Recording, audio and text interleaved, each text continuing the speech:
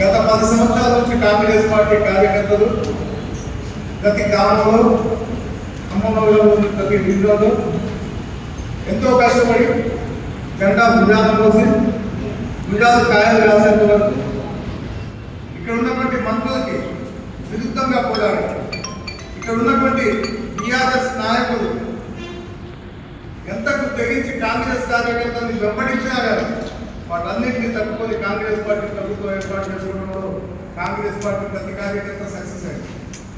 ఖచ్చితంగా విజయానందం మాకెప్పుడు లభిస్తామంటే కాంగ్రెస్ పార్టీ ప్రభుత్వంలోకి వచ్చిన తర్వాత మళ్ళీ కాంగ్రెస్ పార్టీ ఇచ్చినటువంటి 6 గ్యారెంటీలు అమలు చేసే దాంట్లో భాగంగా రెండో రోజే ప్రభుత్వం ఏర్పాటు చేసినటువంటి రెండో రోజు 2 గ్యారెంటీలు అమలు చేయడమే కాకుండా మా రేవంత్ రెడ్డి గారి డిప్యూటీ ముఖ్యమంత్రి బట్టి విక్రమార్క గారు ఏదైతే 6 గ్యారెంటీలు అనౌన్స్ ఏ రకంగా చేశారో అదే రకంగా 100 రోజుల్లో చేస్తామన్నట్టుగా ఖచ్చితంగా 100 రోజుల్లోనే కంప్లీట్ చేయడానికి సిద్ధమయ్యారు. అలాగే ఏప్రిల్లో రాబోతున్నటువంటి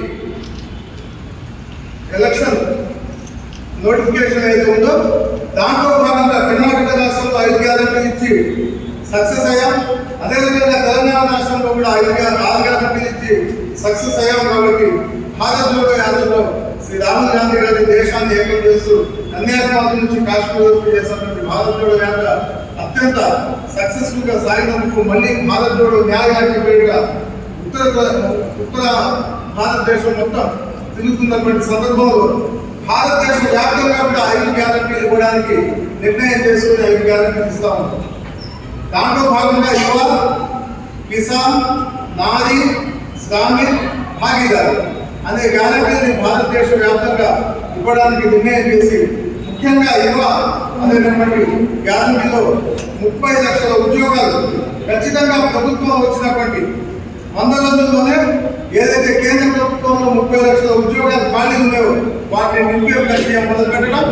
అలాగే గతంలో ప్రభుత్వాలు పేపర్ లీకులు పెంచడం చేసినటువంటి విషయాన్ని గ్రహించి ఖచ్చితంగా పేపర్ లీక్ చేసినటువంటి రాష్ట్ర ప్రభుత్వమైన కేంద్ర ప్రభుత్వం ఏ ఉద్యోగాలు కానీ వాళ్ళు కూడా సరైన చర్యలు తీసుకుని వాటిని కఠినంగా శిక్షించేటటువంటి ఒక గ్యారంటీ.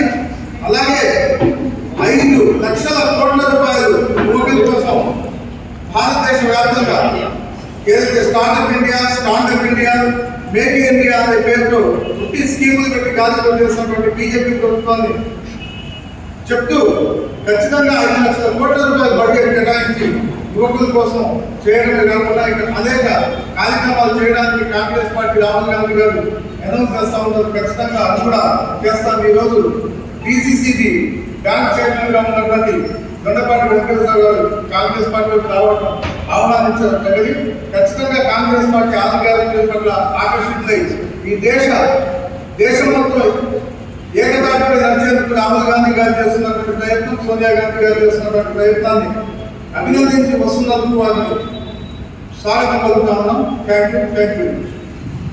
జై కాంగ్రెస్, జై హింద్.